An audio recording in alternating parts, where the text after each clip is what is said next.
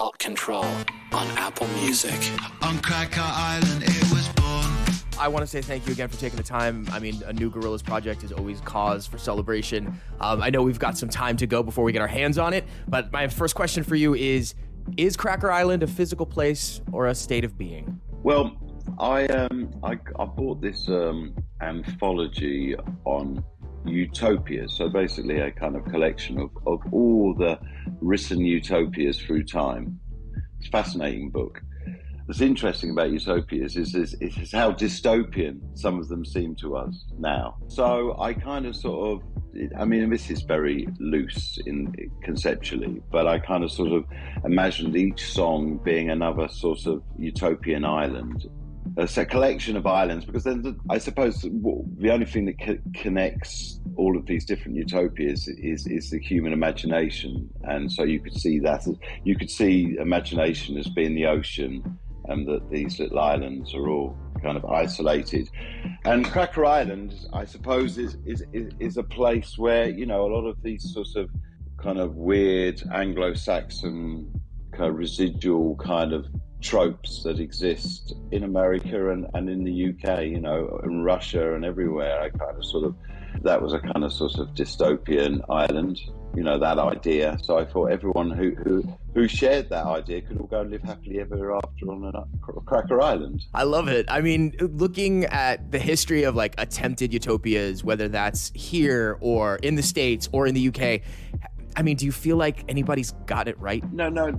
That's the thing, you know. I mean, it's like the future is today. I mean, the process of the creation of the future is happening today. I mean, this is the idea. So utopia is happening anyway. I mean, that's certainly one way to look at it. I mean, I feel like there's a certain degree of optimism with thinking that, you know, the future is now and the utopia still lays ahead, because I feel like if you were to look out the window or, you know, open up Twitter, it's pretty dark energy. But you see, that's what I mean. This idea, what a previous utopia would have imagined a time when we could all share consciousness together and how beautiful that would be. And now that we actually can, we realize, you know, how dystopian in many regards that is. This is my point. On Cracker Island. You know, we've got our hands on this the first of many tracks. You know, we've got the collaboration with Thundercat. He himself is almost superhuman in a lot of ways. Yeah, I mean, tonight is actually the first time I really get to hang out with him, you know, meet him and, you know, talk music and stuff, because he's playing with us at the Forum. Yeah, I mean, what was that experience like? I mean, I feel like My point is I haven't had that experience yet because he did it remotely, the stuff for Cracker Island.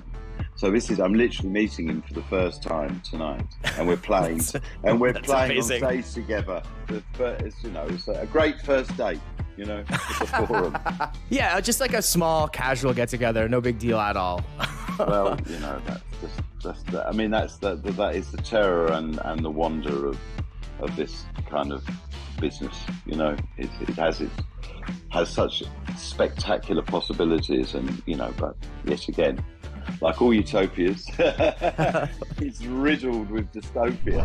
I told them someday. Talking about possibilities, I mean, we've got our hands on the track list, and you can really see how different everything is going to feel and sound lined up next to each other. But I feel like the thing that really spoke to me is this collaboration with Stevie Nicks. I want to know how that came to be, and tell me how that happened, because that's just legendary to me. Well, it was a demo that I'd done in London that I brought to Greg Kurstin, and we put it together very quickly because there wasn't a huge amount to do to it. And at first, I was kind of thinking of Casablancas for the voice, but that didn't work out. Not for any, just logistically and everything. And so, I don't know, somehow from Julian, it came to Stevie Nicks, you know. Two artists that are completely representative of a moment in musical history that I feel like people refer back to. I know, like, the past is never too far away, but I feel like Stevie Nicks is hallowed ground for a lot of people. I totally agree.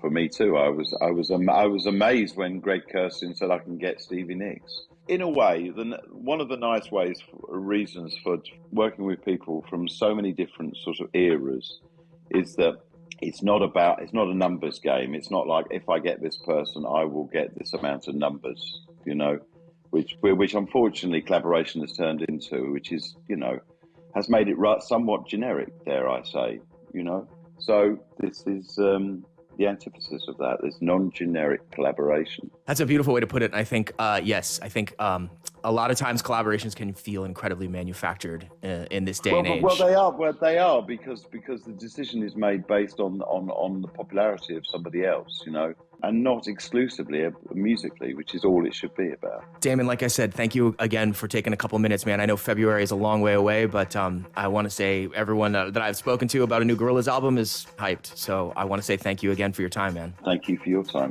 Appreciate it.